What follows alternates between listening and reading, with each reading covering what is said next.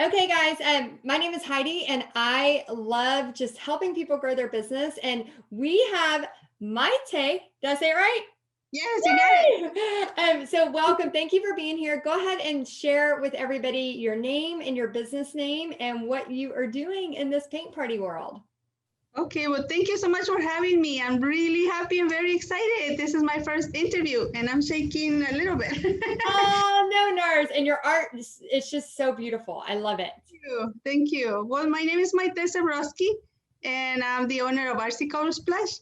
I've been in this business for about 6 years now. That's when I opened the paint and drink type of thing. Before that, I had just an antique shop, but I was also teaching classes, not like this, just for children, and selling antiques and collectibles and doing custom artwork and everything else. That's That's what I awesome. did it for many years. I was doing that, but I decided I always wanted just to dedicate myself to painting. And custom work consumes my time, and I wasn't able to do what I really wanted to do, which is experimenting with colors and doing different things and just pleasing people's, the people's needs, which Right. is okay. I really like that, but I wanted to just do my own thing, my own paintings. So with this, I know you've had some success with the online paint parties. Can you talk about maybe what has been one of your successes with the online paint parties and how that happened? Online paint parties, I had the idea about that about 2 years ago. That's when I kind of started, like, I wanted to learn how to do that, but I really had no idea how to do it. 2 years ago, that's when I wanted to, play around with the video and things, but I didn't have the guts to do it. It's kind of embarrassing to just go live and people is watching, and I don't know, it was just kind of funny, but so 2 years ago I started, and then when I finally found your video, it was what was it? Probably in March. No, because I signed up with you guys in May. So probably about April. That's when I started watching your videos, and I was like, oh, that was the answer to my questions. Like, how do I do this? And you were showing how to do it. So I kind of got into that's all I needed, just somebody to show me the steps, because I didn't even know how to set up the camera or anything like that. So finally, when I signed up with you, it's like it made it a little bit easier. It's still embarrassing, and not even. Oh, I don't know why you would be embarrassed in video. You're doing great. I don't know. It was easier for me to do it just in person, because I was just doing parties every week before all of this craziness started with the illness and things like that. Mhm. I was happy with just doing it in person. I was comfortable and I was already okay with that. And then jumping into the online, which is, I'm not even looking at the people, they're just looking at me. And so it took me a little bit of time to actually do my first live. I haven't done many because I keep my parties are mainly here in the studio. So far up to now, I have private parties, and I'm doing the small events, but I'm setting up for doing more online paint parties, that's what I wanted to do for the past 2 years. So I Oh, wanted to do that. so it almost kind of like forced you to pivot. Is that what happened this past year? Yes, yes, yes, yes. Before, like in March, it was the first time we actually took a family vacation Mhm. because of my parties were doing so well. So I figured, I save us some money, let's go on vacation. So we came back, and as soon as we came back, everything shut down. So all of my parties, which I was doing at least 3 or 4 parties a week, and large parties sometimes, my studio can handle about 30 people in here, sometimes 32. And so after that vacation, we came back to by basically zero, nothing going on, no classes. I was also teaching Monday through Friday classes for children. And so that was a secure income that I had because they pay me monthly. And so everything came back into zero. And after that, I knew I had to do something else, because we also have a concession business. Well, it's not a concession, it's a food trailer, but everything with food, everything was completely shut down. So I knew I had to do something different. And that's when I started, like, well, how do I do this? And thinking about the art kits also. I had no idea how to put the art kits together, but thank goodness that people started asking for them. And like they would ask, can you do something for a birthday party? And I started doing that a little bit before I actually got into and to your group. So that's basically how it started. Everything was this situation is actually helping me to go into a different area, which was something new. But I don't mind trying new things. It's just at the beginning, it's a little bit of a challenge. Yeah. But It's always scary whenever I mean, like you had so many, like you had this structure of people coming and by the way, yes. I'm glad you went on your vacation like right before it shut down. I bet you don't regret that.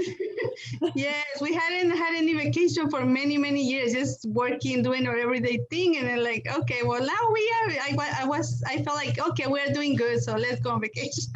Oh, And I'm after so glad. I'm glad you did. I bet you don't regret that. Yeah. And then it's so it's just very telling of your character that you were able to, okay, we were trucking along, we were making money, we were doing this, and then all of a sudden it stopped, like the whole world.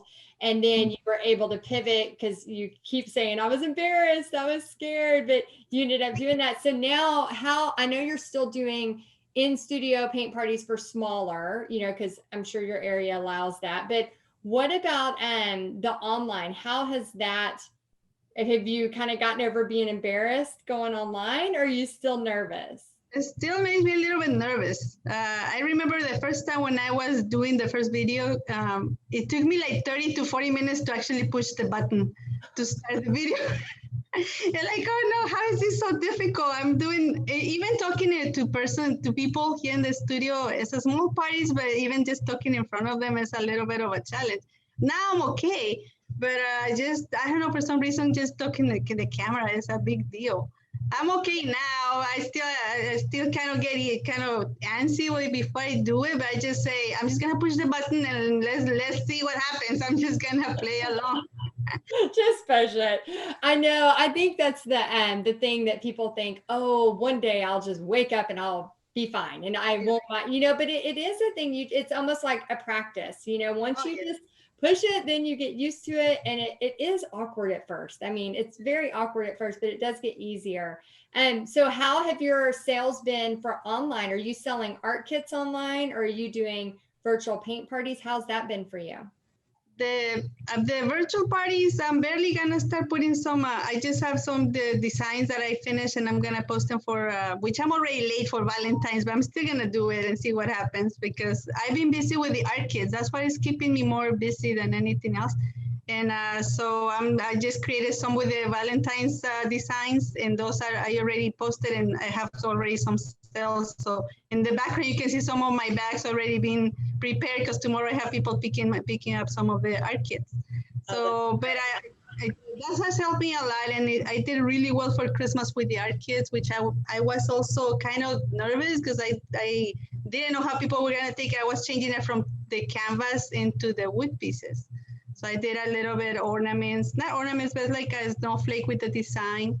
And they did really well. So I was really surprised how well the art kids did. So that's why I haven't done many of the online paint parties. Also because my husband and I, we have another business, which is a food trailer. And sometimes that keeps me so busy that I want to set up a party. So I just have to, kind of like recharge my battery and be ready because it's just a little bit overwhelming. Sometimes those events, we're doing really well with those. So I'm helping him, but he also helps me on anything that I need. So it's a little bit of a balance, and I'm not like 100% on my business here because I also have to help my husband. So, Right. but that's what is keeping the family going, all the bills paid and everything else. So yeah, but I want to do more of the online paint parties. That's what one of my goals, just to get better at that and do more of that. That's awesome. Well, okay, so I know you're helping your husband with the food truck, and that's a family business, and then you have your family business. I think I spy your art kit bags. Are you using the craft bags too for your art kits? Yes. I do too. I do too. Like, I think sometimes people think it's got to be like this crazy fancy everything, and it doesn't. So I love that you just tied some ribbon on it and you go for it. Like right now, I don't even have red ribbon. I forgot to buy some. I'm just using blue ribbon, whatever I have, just because otherwise I'm gonna have to make the time to go to the store and all of that. So they don't mind. People come and they get it and they are fine. They're not picky as far as colors or anything. They're not so dressy. I don't even have labels right now or anything like that. So I just keep it simple because I wanted to make it easy for me also. When I have too many of them, it's overwhelming. I'm the only one doing it. So putting all the colors together and all of that and making sure that I don't forget anything. So yeah, I try to keep it as simple as I can, but I use anything that I can. Hopefully right now I'm glad that I'm able to find all of the supplies here locally. I don't have to order anything. At the beginning, that was a little bit of a challenge finding the brushes. That's the only thing that I order. Everything else I find it here locally. So that's good. Oh yeah, that is good. And it's and your kits, how much do you sell your kits for? $15. Okay, so you're making well over 50% profit. Yes, yes, and I also include candies and little treats. Yeah, for the kids, there's always a little surprise in there. So I buy candies like chocolates. I love chocolates, so I put chocolates in there. And then you can eat them while you're putting your kit together. I have my little niece, she's 12, and I pay her to come and help me, but she's in school, so I'm by myself most of the time. But yeah, she shares the candy with me. That's awesome. You know, when I was doing my paint parties, when I first started them, I always brought Hershey Kisses because I love Hershey Kisses. And I thought that'll be like my thing. I'll always bring Hershey Kisses. But then in Texas in summer, it's hard to travel with chocolate Hershey Kisses because I had a few incidents that it did not go smooth. So what would you, so as we wrap up, first off, thank you so much for sharing. What is something that you could tell somebody who's maybe embarrassed or scared or whatever, and even if they're just wanting to do this paint party business, what could you tell them maybe to encourage them? It's just having the be gutsy. I guess it's a good thing to be challenged. I love being challenged, even though it's scary. I don't know how to do it. And many times, many years ago, my biggest thing was my accent. And now I don't really care about the accent because even I say the words wrong, I know people understand what I'm trying to say. But just take the opportunity because that's what it is. It's actually an opportunity to see how far we can take ourselves. And that's how I see the situation right now. It's actually like a blessing disguised as a problem, but I see it has moved me to be from my comfort zone into something different, something that I wanted to do, but I really didn't know how to do it.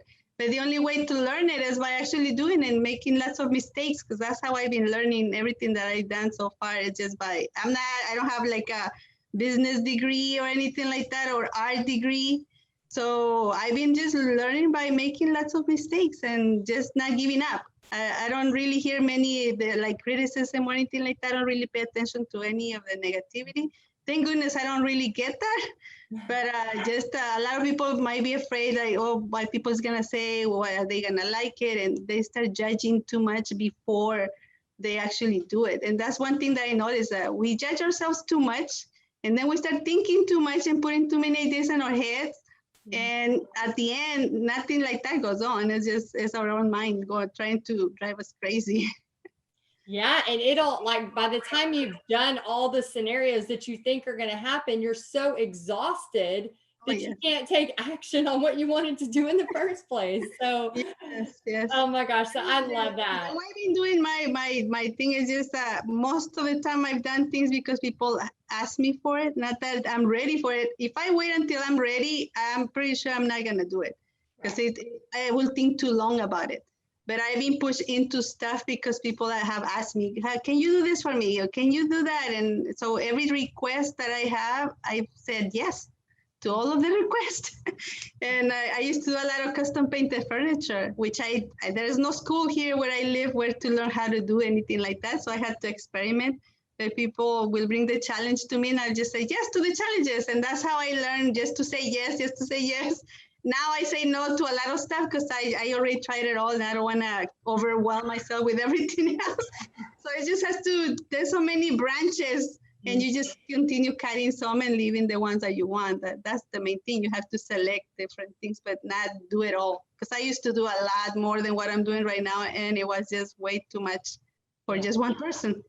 Oh yeah, you have to be, I mean, yeah, it's great to say yes to the challenges, and it's definitely great to start to figure out what you love to do and what you don't love to do, you know? Yeah. So I know there's certain things in the painting world that like I love to do, but if I've got to do a realistic portrait, it is like nails on a chalkboard to me. Like I don't want to do that. I've done it, but I don't love it. And even pet portraits, you know, I can do them, but I don't love it at all. So I'm always like, nope, can't do that. No, like I'll have to say no to those things because I know that I'm not the best skilled for that. I know where my style is and I know where my stuff is. So I love that you're able to take on those challenges, but also be prepared to say no if you need to. I think that's a big thing that people don't do enough of. Help to be able to say yes to all of the challenges, but now even yesterday somebody asked me, can you do like kind of like a family portrait and things like that? I said, no, I'm sorry, I don't do that. And saying no sometimes it's like we don't even feel good to say no. It like makes us feel bad to say no for some reason. And now I don't have a problem with that. Now I say, I'm sorry, that's not what I do now. I'm just dedicated to the what I do, the parties and the art kids. So I don't want to divide myself too much. It's sometimes too many things going on, and I don't want to, take the challenge and I'm sorry, I couldn't finish it. That would look even worse. So I'd rather not do it. Right. Yeah. No, that's a good lesson. And I think people respect you and your business when they know what to purchase from you. They know what to buy from you. But if you're scattered in 100 directions, they're not going to know how to purchase from you. So I think it's very, very smart and wise to do that. So, oh my gosh, it's been so much fun talking to you. So anything, okay, so go ahead and tell them again where they can find you. So if they want to find you on Facebook and follow you. Yes, I'm on Facebook. It's under Artsycolor Splash. I'm also on Instagram and also doing TikTok, which I wasn't thinking on doing.